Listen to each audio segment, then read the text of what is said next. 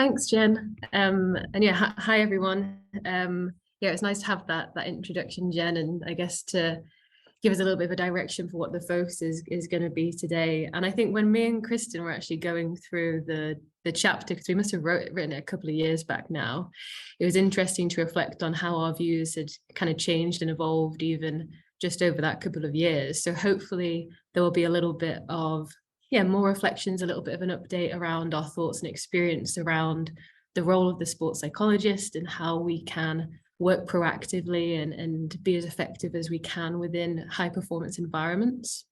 So I'll just go over an overview for today, unless Kristin, there's anything you want to add before we do that? No, kick it off. Cool. So here we go. So we haven't got loads of slides because we did want to try and make sure that this was a discussion and you guys could ask as many questions as you want. But for this first bit, we just want to touch on a number of things that we address within the chapter. Got a bit of a lag. Sorry, is it all right now? Yeah, I think you've caught up now. You're good. Okay, cool. Yeah, I'm out at work at the moment, so my internet isn't the best. So I apologize if there is a lag. People just drop in the comments if you need to. So we're going to firstly touch on this idea of proactive versus reactive and what we mean by that. Because I think something that myself and Kristin recognize that often we are brought into high performance environments in response to something that is going wrong. So we're going in and we're firefighting and we're having to work very reactively rather than proactively and setting an environment up for kind of long-term success. So we'll touch on that and our thoughts on this before going into the different roles that a sports psychologist might hold and how we might be able to work proactively and reactively at these different levels. And then we'll talk a little bit around this idea of a fix-it philosophy and how we might be able to, well, one, overcome it, but two, kind of use it to our advantage, because there is definitely some benefits in working in this way. But it's recognizing that it is not, the be all and end all, and how it's important to create clarity around how this isn't our sole role. So a sports psychologist can have multiple roles within that might be more effective for performance and for well-being. And then we'll have some time at the end, like I said, to have a bit more of a chat, get some of your thoughts, because of course this is just our perspective on things. So I will throw over to Kristin to tell us a bit more about proactive versus reactive psychology and our favorite GIF. Yeah. Thanks, Laura. Yep, we used this a lot during lockdown when we were doing research, and it's just stuck with us since then, I think. So yeah, thanks for that intro. You'll kind of understand the background behind this GIF as I kind of get through this slide a little bit. But just to introduce proactive and reactive psychology, and I do want to emphasize that there's no one right way to do psychology or sports psychology or work within sporting environments. This is just our experience, and the problem that we had was if it's all one thing or the other. So historically, sports psych has been quite reactive because it's a younger discipline. Psychology is not a young discipline, but sports psychology is, and so it's kind of firefighting. You go in, okay, there's a problem, we need to fix it. The comparison I like to use with this is, if a physios see somebody with, a sprained ankle and something like that, it's either, okay, am I going to wrap it just so we can get through this match? But there is a longer term process that we'll need to go through. Sorry, my voice is all weird now, to solve the problem. So reactive psychology is often an uphill battle because you're just constantly, putting out fires and all this and that. And let's put yourself almost in an organizational context. That's where this meme kind of comes in. If we're always constantly just reacting to problems that arise within individuals, we can be, probably working on coping mechanism. We could be working on mental skills training, et cetera, but they're just kind of sitting in an environment that's not supporting this. And just, that's going to basically do away with a lot of what we're actually trying to fix. And my argument is that it's not just about fixing somebody, it's developing. That just really fits in a lot better with high performance cultures. We're not just trying to fix things to get to even, we're trying to really develop people and build on their strengths. And that's kind of what the proactive side gets into. So it's more holistic. We're looking at the little picture and the big picture. We're looking at development, not just kind of fixing what, I don't like the term, but for lack of a better word, issues. And so while there is still definitely a need for reactive psychology, it's less firefighting if we can be proactive and prevent some of this, have a better environment for it to take place in, et cetera, et cetera. And everyone has a different balance of this, which is also important. So yeah, I'll hand that over to Laura to discuss the next slide. Thanks. Yeah, and just on this, as I was kind of thinking about, again, this GIF, it is kind of like, we're brought in to put out the little fires, but I suppose it's then thinking, well, what's causing it in the first place? Like kind of Kristin saying, maybe it's more on that kind of organizational or cultural level. And it's like, actually, when we're able to see through the smoke or see through the flames, we might be able to notice that it's like an electrical fault, for example, and then we're able to target that and make sure that perhaps that isn't the thing setting off all the fires again. So it's just trying to think about it in this way, because we can get very stuck sometimes seeing things on a surface level without really digging in and asking the deeper questions about why these things are happening. And like Kristin says, we can take people out of an environment, plaster them up, bandage them up, and then think, awesome, sorted it, throw them back in. And then all of the same issues start to emerge. So I suppose it's trying to be curious about what some of the things that might be lying beneath these fires are, so to speak. So the roles of a sports psychologist. So I often think of it as kind of 3 levels. Of course, some people may see these slightly differently, but working, I guess, with individuals, so with players or kind of with athletes, then moving out to working with staff, whether that is supporting them, I suppose, with their own kind of lifestyle, their own mentality, or if it's supporting them to support the players, for example. And then moving out again, kind of working on this cultural and organizational level, where we are trying to, I guess, create change, well, at that higher level. And I think that's often one of the ones that we see as one of the most challenging, because it needs quite a lot of buy-in from whether it's management or so on. But I think one of the challenges I find or have found with this is that in training, and you might have noticed this too, but in sports like training, often we're taught a lot about how to work at this individual level. So working one-to-one with players, and actually we end up missing sometimes quite a lot of these other roles that we might have to step into or that might help us to be most effective. And it's not that say just working with players is reactive. We can do all of these 3 things in a proactive way and in a reactive way. But I think it's just being aware, I suppose, of these roles.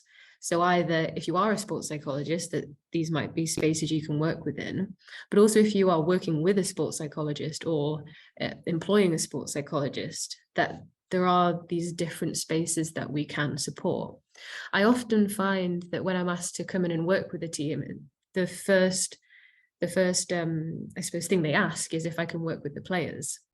And I think often this is due to a bit of a lack of awareness that we might be able to work at these more staff levels or cultural levels. So I think this is just something for us to keep in mind as we go through and consider how can we work proactively at these levels. Kristin, do you have anything to add on to that? I just about, what you just said about why we're brought in, and usually it's to work with individuals, and there's that lack of awareness, and that just kind of made me think about how often we're brought in to fix problems, and that's the awareness of what a psychologist is for is, okay, well, they're gonna fix, I don't know, mental problems is what I get a lot in, from people, and that's not the whole thing. So it's about that education of, okay, what actually is it for? It's for development at an individual level as well as the problems. So just, keeping that awareness and learning more about what different roles do is quite important. And that leads us nicely into our next slide. So around this idea of a fix-it philosophy. So I'll let Kristin talk about this. Yeah, we just really wanted to put wizards in the slideshow. Yeah, this is our favorite slide. Yeah. This is the pinnacle. So, as it says on here, long-term meaningful change takes time. So that's patience, flexibility, skills that you hone over time. The issue is we are brought in to kind of do quick fixes a lot of the time. And a lot of the time we're not somebody that everyone wants in the building, because there's still that kind of suspicion around what we do. So when we come in and say, okay, we're not only going to be doing reactive things, we would like to develop players into performers, we would like to build on their strengths, or we would like to have a look at, the organizational psychology thing, the side of things, that can be a bit frustrating or a bit of a shock to people who bring us in. So it's difficult, because sometimes that time that it takes is hard for the organization and people in it to kind of adapt to. But on the other hand, as long as you can say that, and as long as you're able to do it, it's amazing to be able to take that time to learn and find these different, whether it be issues that you're looking for, like Laura mentioned, or the strengths that you can build on to kind of change, whether it be individual development or organizational cultures. So moving on to, we are not wizards, witches, or magicians, which is really unfortunate. Every organization and individual is completely different. So at an individual level, we're coming in, whether this be, say, at academy level, high school level, say up into adult level, every person, whether you're 12 or 25, has their lifetime worth of thoughts, feelings, emotions, experiences, etc., that is happening in their brain that makes them who they are. So there's no way we can come in and just fix that person for whatever people think their issues are. So that's why it's important to not think that we can just come in and go, oh, we've had 2 sessions, we're good. At a organizational level, organizations form over years and years and years and years, with that complicated nature of each individual, as well as external factors like culture, etc., etc. And it's the same thing. So there's no one solve that's going to solve everything that you want solved. And sometimes it won't even be solving the problem. It's like I keep emphasizing, it's developing the positives that I think a lot of time in sport, even though we're really focused on that optimum human functioning, we can miss out on focusing on how to get there, because we're always focused on, these negatives. How can we improve what my mistakes are, what my issues are? So really it's about untangling this web, whatever we encounter. Finally, the quick wins and fixes are very important. So we do want to stress that these smaller things, the firefighting or the reactive stuff, is not necessarily negative, because it can help us get buy-in for longer term psych support. So like we said, we're often brought in to fix problems. And if we immediately say, oh, we can't do that, we're only going to do it one way, we probably won't be in the building for very long. So we want to be able to do what we are brought in for, but give that true value of what we can offer throughout the time that we're there. Laura, did you have anything to say about that? I think I was reflecting a little bit, I suppose, on my own kind of philosophy as you were talking, and I think around the challenges we might get stuck in when we are trying to, say, get rid of or fix certain feelings or emotions that are bad or wrong. And like I say, this is probably more to do with my philosophy and how I kind of see thoughts and feelings. But I think there is this notion that, let's get rid of them. Let's we don't want them to be there. Actually, rather than opening up to them and allowing them to be there and understanding that this is part of human nature. So I think there is often this desire, there's this want to get rid of the difficult stuff. And actually, sometimes we need to lay down the expectations that this is actually normal psychological function. And instead, it's changing the relationship with some of these things. So I suppose it's this term fix it that can sometimes seem quite rigid in itself. Yeah. Definitely.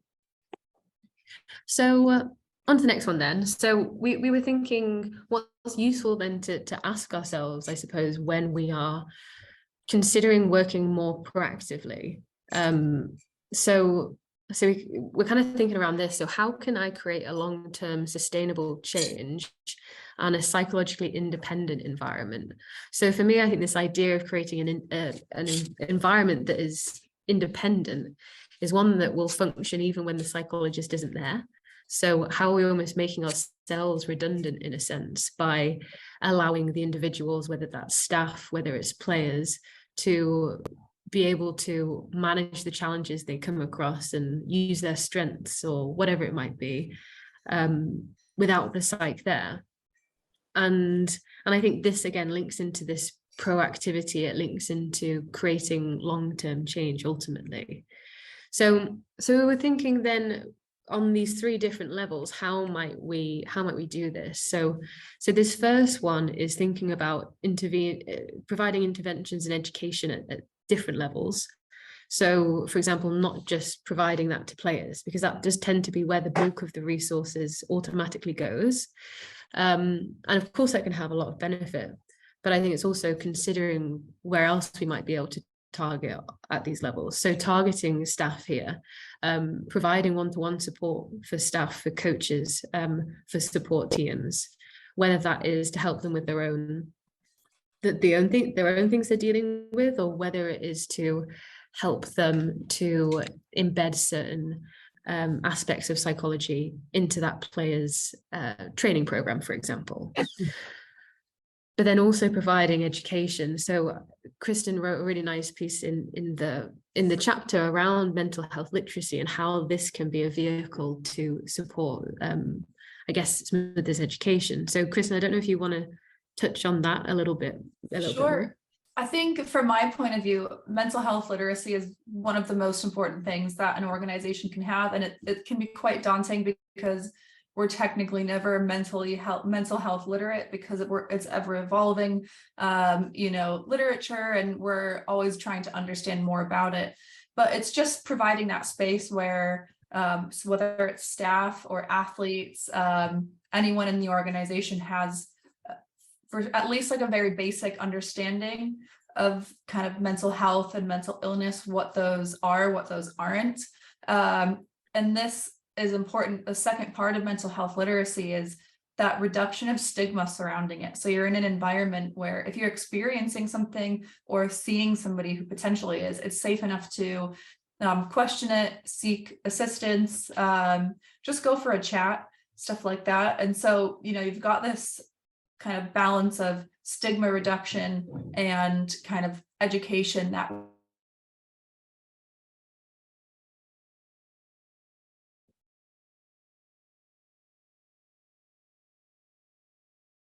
did I just go just then?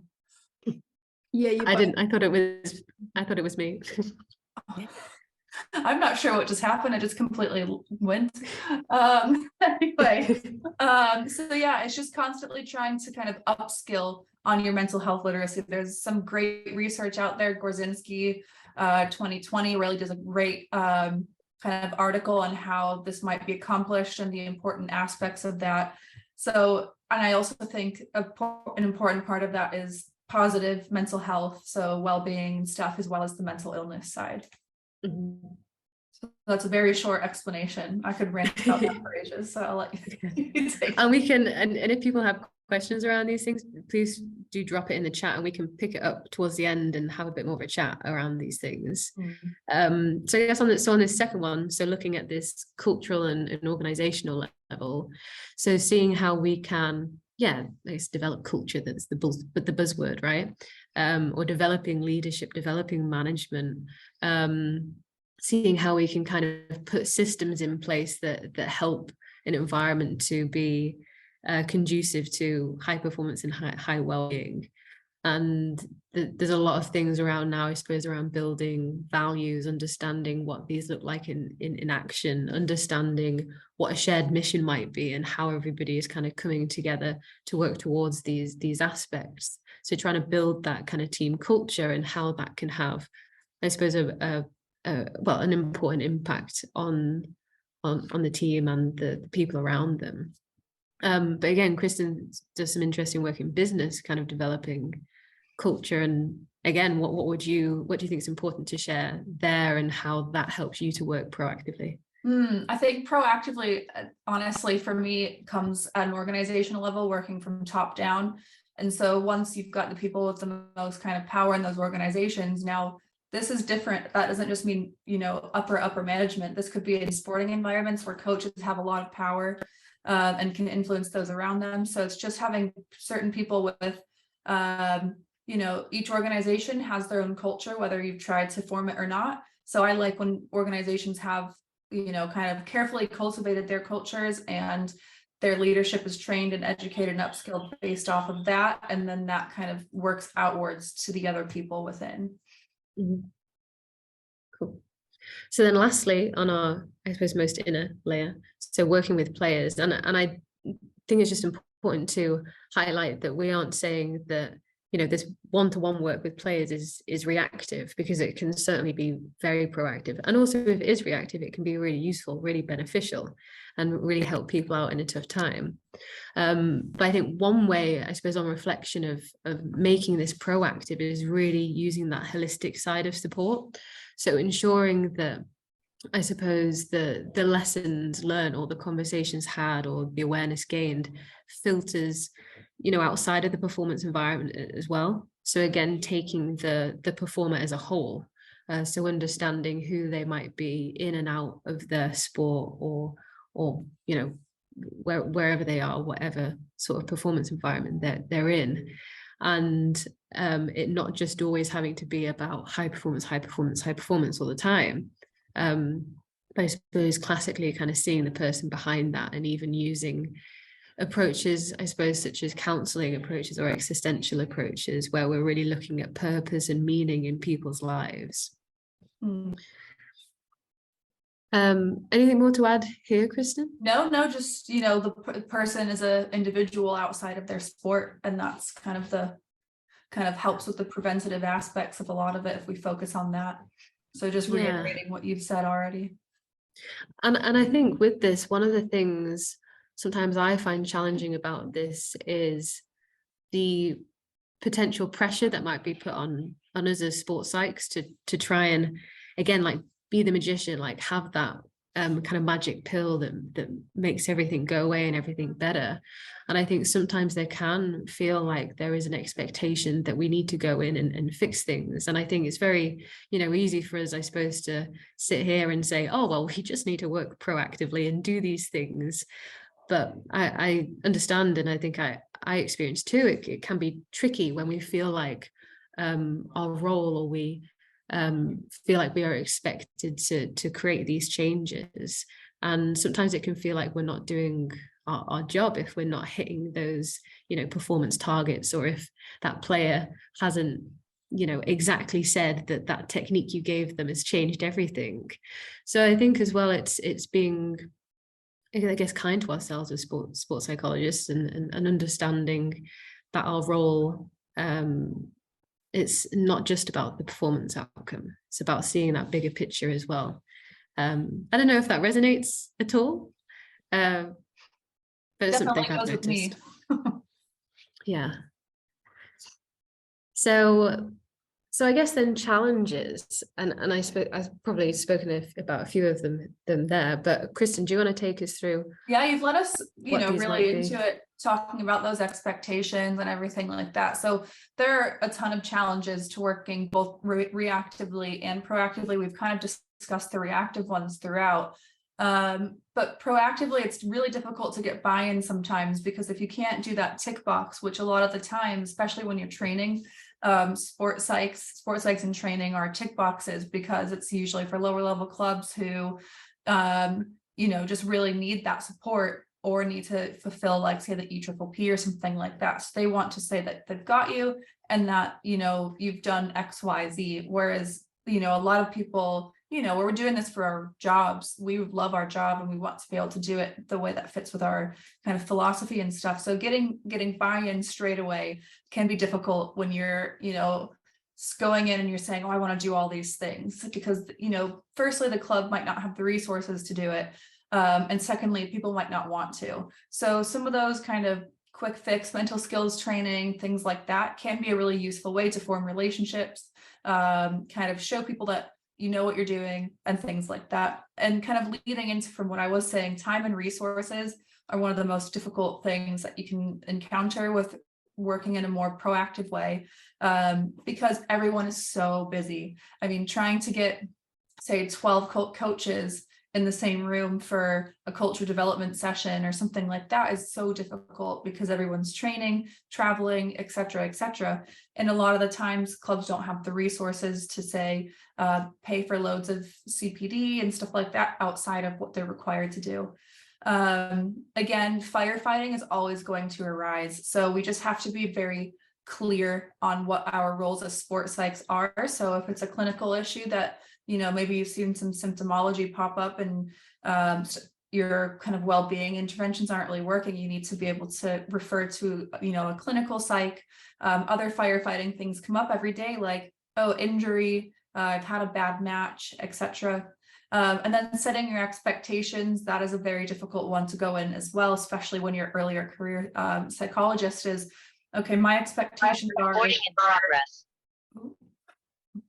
My expectations are that I'm not just going to be, you know, work in a back room working with, you know, individuals who want to come see me every once in a while because they're having an issue. My expectations are, I expect to be part of the club. I expect to, you know, holistically treat athletes like they're human beings and not just performers, etc.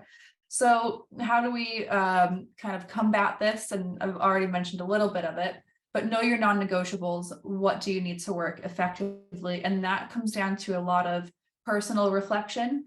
Now this is a two-way street. This is for clubs taking on incoming psychologists. So what are our non-negotiables? Do we want somebody who is, you know, only focused on mental skills training, or maybe only does, you know, certain types of psychology, like, say, CBT or something like that? But psychs need to know, we need to understand, okay, how do I work with people? How do I work with organizations, and why? What do I need for that? And you need to clarify this early on at the beginning, ideally within your contract. And then, you know, it's important to understand that there are expectations for a reason. You know, like every field, it's constantly evolving. And, you know, there have been positive things and mistakes in the past in psychology. And so there's stigmas, expectations, etc. for certain reasons. And it's important to have honest, open conversations about that and understanding conversations. And then, you know, as we come across things that might not be true or might be problematic, we can kind of dig into those and chat about them honestly. So did you have anything to add to that, Laura? Let me see. I was kind of thinking about, I guess, holes I've fallen into in the past, I suppose, around expectations. And I think expectations that I might have kind of had on myself in terms of, for example, working at a football academy and wanting to try and take on all of the roles of a sports psychologist. So wanting to do the cultural stuff, wanting to do the staff stuff, the CPD stuff, wanting to do have one-to-ones with every single player possible. And it's like, okay, like this is not feasible. So again, it's like trying to sit back and maybe step away from that idea of wanting to do everything and wanting to, I guess, please in a sense by making a difference everywhere, but really coming back to those processes, whether it's needs analysis, whether it's having loads of conversations and actually really trying to pinpoint what is important here for these people, and what is important for yourself and how you work and where you think you can be most effective. So I think it's, yeah, that consideration of your own time and resources as well, and where you can work to be most effective and not burning yourself out either, because it's so easy to want to try and hit everything. But often the reality is very different when we try to do that, and it can make our role quite messy sometimes. Usually is messy, to be fair. Yeah, that is true, actually. Messy all the time. That's part of the beauty of it, I suppose. Yeah. Organized chaos. Yes. Okay, cool. So this is our last slide for you. So I suppose we've gone, I suppose, reasonably quickly over some of the things that we feel are important on reflection, of kind of working as a sports psychologist and where we can be effective. And I suppose these challenges that we might have faced personally around trying to do this. But we think that this really nicely kind of encompasses what we're trying to get at here. And I think we put this in the chapter, actually, and we took it from a summary from Pete Jackson from his podcast when he was kind of looking at psychologically informed environments and I suppose what people think one is. So he concluded with this that so that it's a complex concept.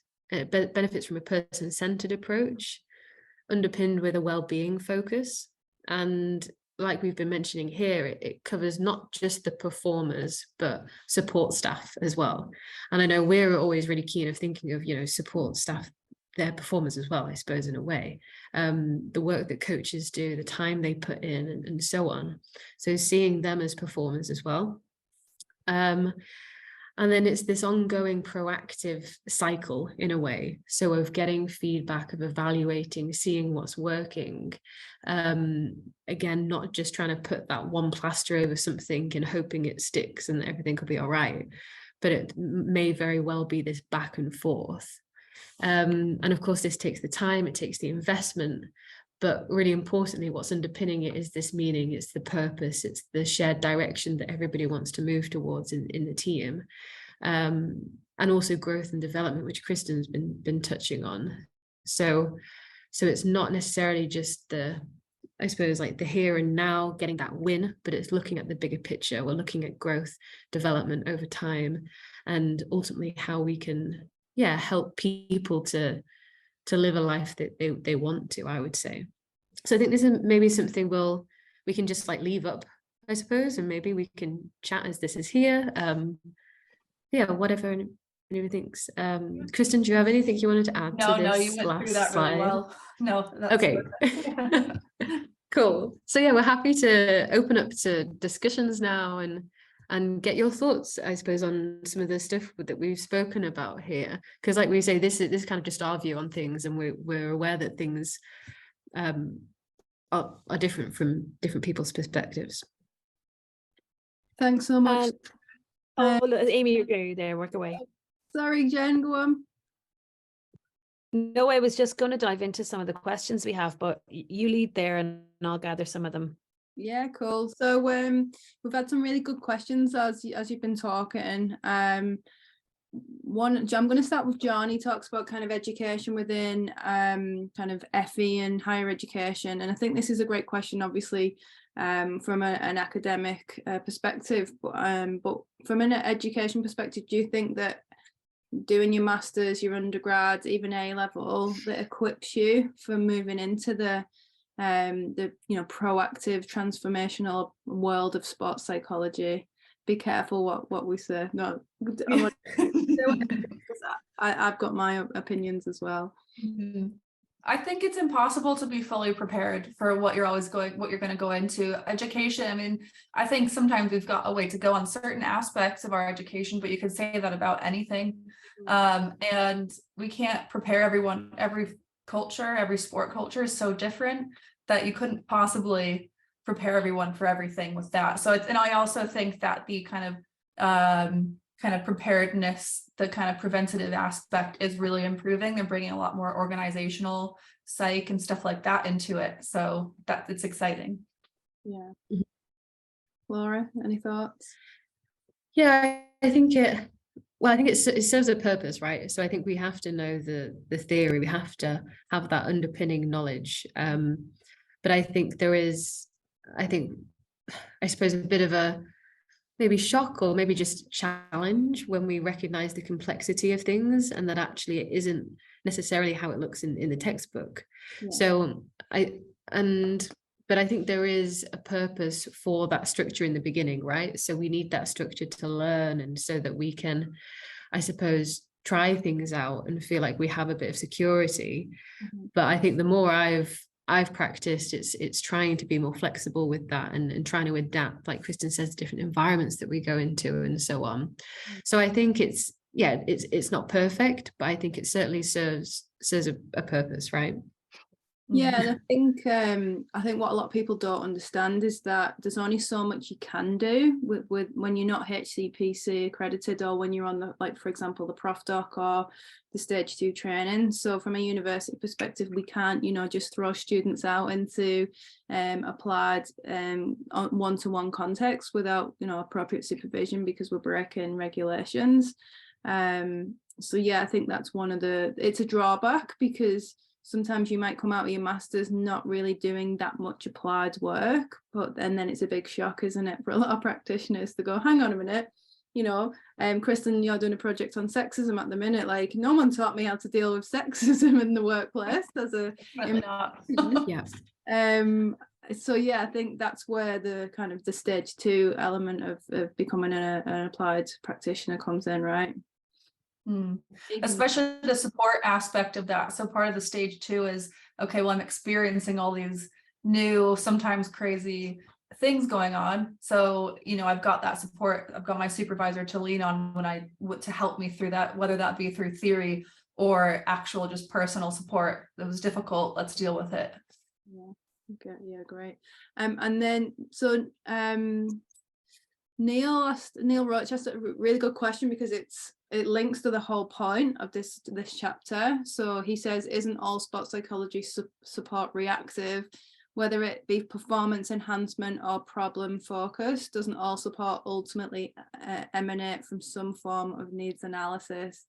Any intervention would therefore be a reaction or a response to that needs analysis, and therefore reactive. I mean, Laura, do you want to take this, or do you want me to? You go first, and then I can. Okay. I mean, it's it depends on, firstly, on how much we want to get into the the semantics of the chicken and the egg. When is it reactive and not reactive? I think from my perspective, you can do a lot of things that are technically reacting to theory or research and stuff like that, but works everywhere. So you're implementing that without too much of a needs analysis. But yeah, you would analyze the environment or the person and say, okay, let's go in and put these these things in place so that we can prevent things from happening in the future. So yeah, I sometimes, or a lot of times, coming from a needs analysis of the person or the organization, though you do have things that you'd like to implement straight away. But it's about making it so that you can be proactive in the future, if that makes sense. Yeah, and I think I often, sorry, Amy. No, you go. I think I often think of it as, are we, I suppose, looking for a problem that we are trying to react to and I guess fix or resolve, or like Kristin said, are we trying to catch things almost before they happen? So the proactive element of it. So we're trying to see what maybe isn't like an issue that's arisen yet, but how I may be able to support the environment by adding in CPD, adding in education, ensuring that there is appropriate one-to-one support or counselling and so on, so that we are able to catch these things before they might come up and before they might become an issue. I think that's my way of viewing that proactive versus reactive stance. So being proactive hopefully will lead to less need for being reactive in an ideal world. Yeah. Jen, do you want to jump into the next There's question? a few more questions, so we'll fly with the time here. Alex asked a question: how do trainees best balance non-negotiables with the need for placement hours? That's a tough one. Did you want to? It's so hard over virtual. Do you want to go, Laura? Do you want me to? I'm still trying to think. Yeah. Yeah, take your time on it. I think there's some great questions there. Because it is so difficult, because sometimes it is, you just want to get your foot in the door. And even though you might get into that environment and actually you're recognizing, well, I can't do anything I wanted to do because I don't know, the way it's set up, it's just not allowing me to, or maybe you don't have any contact time with people who are higher up, for example. So it means we have to kind of adapt and have to be flexible into the support we're providing. And I think it is, I suppose, almost thinking about, well, what do you want to get out of this? I suppose maybe in like a selfish way, like what can I get out of this environment? What's it allowing me to do? And often, I mean, I personally find that just means working at that one-to-one level, and it might not be ideal. I might not see loads of, I suppose, integration or feed through, if you like, to staff, but I might be thinking, well, I'm learning here, I'm supporting the individual. So in an ideal world, it's like, yeah, my non-negotiables might be really different, and I might want a lot more contact time with staff and with management. But I suppose sometimes it is seeing the reality of that. And I think with training, sometimes it means that we have to compromise quite a lot, which I'm not saying is right, but unfortunately it's something that has to happen. Yeah. I think we do have to work in the systems that we are in currently, and that as you develop as a practitioner, your non-negotiables change over time. So, at first a non-negotiable might just be safety and experience, but then when you have more experience and you can demand a bit more, it might be the ability to kind of maybe have a meeting with the coaches every month. Sometimes you do have to start small, and then as you kind of gain experience and gain respect, you can ask for more. And it seems silly, like I'm asking for things from people, because you're really trying to improve and develop, but really it is the real world, and you don't necessarily know early on in your career what your non-negotiables are, because they're different for everyone. So you're developing as a person as well as learning all of that. Okay, let's swiftly move on to the next question, because we've got a few coming in. You might pick up in the chat box yourself, but Jeff asked, is it worth bringing in a sports psychologist to underage sports groups to bring them, in brackets, players and coaches, on the journey in a proactive way? Yeah. So bringing in a sports. So like are we saying academy levels? And it doesn't specify, it just says underage sports group. So I think that's it's really important, because that's when all your development as a person is taking place. I think Laura could probably speak on this more than me with your expertise. under 10 years old, definitely. Yeah, and I think it's often building those foundations, or at least trying to build that self-awareness, trying to think, I suppose, what's going to support like optimal development in these spaces. And I hear a lot of coaches saying, players who are, say, older now, like say mid-20s, if they'd had this support earlier on, it might have not led to some of the issues that they're seeing down the line. So sometimes it can be seen, I suppose, as that space where you can be really proactive and pick up on some of these things before they happen, lay the good foundations, lay environments where players are used to talking about thoughts, used to talking about feelings, understanding them from a certain perspective rather than being fearful of them, for example. So I think it can certainly be a really nice environment for those things to grow, or just seeds to be planted. Yeah. Mm-hmm. There's another great question. They're flying in here this evening. Adriano, I wonder, all this discussion has been around an ideal world, considering my experience. However, in the real world, most of the players do not want the other player or possibly staff to know about them having sports psych.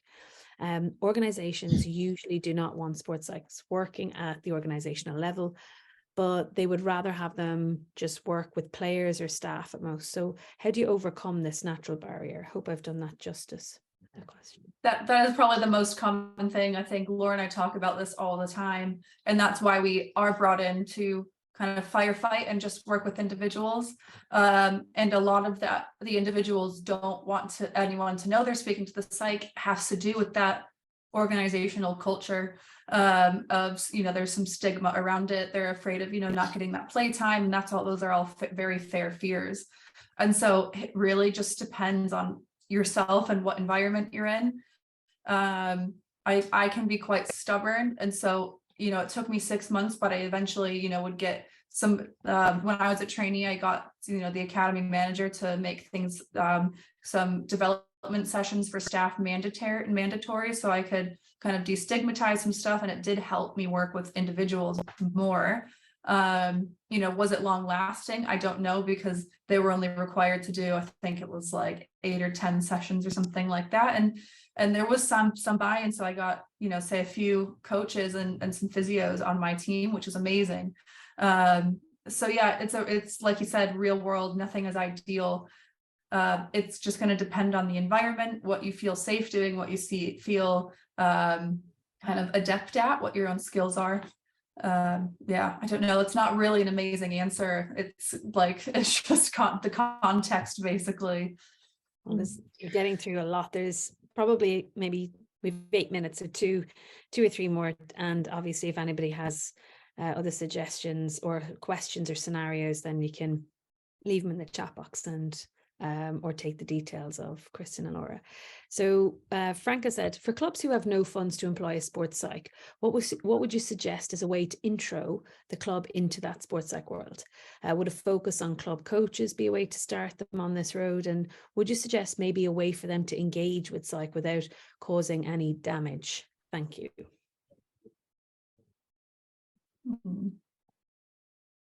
That's a difficult one. Do you have any ideas, Laura? So are they asking kind of how to engage with sports psych without a sports psych there, like how to kind of start that process, perhaps? What I'm reading in this is that there's not a lot of funds and there's no presence of sports psych. So what's the best inroad? Do you start with the club coaches? Do you do a workshop? Do you do, you know, how do you connect but still have the sports psych qualification at the forefront, the qualified person, to get the inroad, to see how important it is if a club isn't prioritizing or allocating funds for this particular service? I think for me, one of a useful exercise to go through, and a really simple one, which doesn't necessarily require sports psych, is just ensuring you're opening reflective space up. So having time where everybody can share their thoughts and where everybody is, I suppose, encouraged to be vulnerable in a sense. So perhaps you can have the coaches or people who might be higher up, like showing their own vulnerability, kind of role modeling that, trying to create an open space where people can share, talk about thoughts, talk about feelings. And of course, it's them being aware that opening up those spaces, some things might come up that you're not able to cope with. It's just recognizing when that might happen and go beyond your kind of scope of competency. But I think there's so much power just in setting time aside to talk and reflect and have that open vulnerability within a group, whether that is just coaches or whether it's just players or whether it's everyone in it together. That's the first thing that came to mind for me. Yeah, great point, Laura. And UK Coaching also have a lot of really good resources for coaches just to learn just the basics of sports psychology, and that might be coach-athlete relationship or how to, you know, work with goal setting or doing some kind of mental health literacy. You know, it's not being the mental health specialist, it's just having the knowledge and awareness of that. Cool. I think we've got time for maybe 2 more questions max, but this one might take a while, so it could be our last question. So Trish Jackman has asked a really good question around, you know, we're talking about, you know, ideal world sports psychology, and if a client came to you who wanted to engage in proactive psychology, so they haven't identified any kind of major issues or problems that need fixing, but they want to, you know, grow and develop and work on themselves, kind of how would you start? How would you approach that? That's my favorite. I love that. I love when that happens. I suppose it depends on, you know, yourself and your philosophy of practice. I tend to use a lot to kind of guide my practice, the keys model of mental health. So, you know, working a lot on the positive psychology side and working on well-being. You know, as soon as it progresses into kind of anything to do with mental illness symptomology, that's, you know, aside from helping with some things, it's not my role. So I love when people are going, okay, I don't really have any issues I want to fix. I would like to develop myself. So, you know, we start, you know, working on some strengths, seeing what they are. You know, it depends on the person, but sometimes people are very unaware of their strengths. So doing some work surrounding what are those. And that's kind of where I would start, as almost like a quick buy-in kind of thing. And then that just kind of personal development over time, and seeing, you know, through their views on the world, and kind of probably developing their identity outside of sport as well. That's my quick answer. So Laura, do you have anything? I was thinking similarly around a strengths-based approach. Oh, sorry. Am I still here? Oh yeah, good. So I was thinking similarly around a strengths-based approach, and there's some really nice work from Kate Ludlam around like super strengths, and asking athletes, you know, what are you already good at, and how can we make it even better? So this idea of enhancing and finding like that USP, finding that thing that really kind of makes you shine. But equally, like Kristin saying, understanding more about identity, developing that self-awareness. Perhaps it's taking a bit more of a counseling based approach, and really just opening up a space for the client to come into and share their thoughts and feelings and explore explore some of the things that they might be going through in and out of the sport. Okay, last one. Great, Andres. Great presentation. Thanks a bunch. I have a question/scenario. Let's say you have a player, part of a team, who are interested in your services, but the organization already has a person within their staff who works with all the mental health stuff. In this case, a person who does not have sports psych background. What would you do? We're on about a 30-second answer. Quick fire. Ooh. Chucking ethical questions at us at the yes. Yeah. Love it, Andres. Thanks for helping us finish off the evening. I always think that this is really tough, especially when there is somebody who is in the role who is potentially not qualified to do it. And if you're coming in as a qualified sports psychologist trying to do that, it's tricky, because you don't want to be there, you know, pushing somebody out of a job. But at the same time, I suppose you wanted to try and raise awareness around why there are qualifications and professional bodies in place for this sort of work. And perhaps just, I don't know, making sure that the people who are hiring, or the people in charge there, understand what the difference is. Because of course that person in that role, I'm sure will be having a benefit, and will be doing you know, good work there, but it's understanding where does the boundary lie. So maybe there's a little bit of awareness building around that, but it's definitely a tricky one. It's probably one of the trickiest things, especially when you're first starting out as a sports psych. I know everyone gets, you know, so upset about it, which is understandable. And I've never come up with a perfect solution that can, you know, cover every time that's encountered. I think it depends as well on if what they're doing is helpful or could be viewed as harmful. Margaret's just asked a question on the post, but we don't have time to get to it. So what we'll do is send it to you in an email, and maybe you can have time to reply. Just as we close off, if you want to post the original slide, so Laura, if you go back to the start, we could maybe see your contact details as we close off. Massive thank you to everybody for joining us tonight.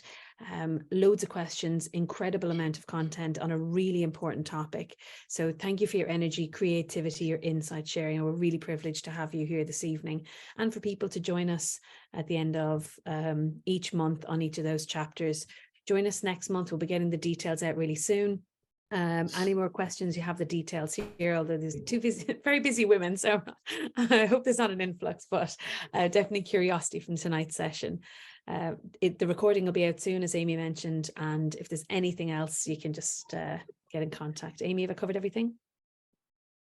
Okay, massive thank you, Laura, Kristin, and everybody, and Amy, high fives all around. Have a great evening. Thanks everyone. I couldn't get myself off mute quick enough. Bye-bye. Bye-bye, people. Thanks, everyone. Have a great day. Thank you, Laura, Kristin. That was amazing. Thanks, guys.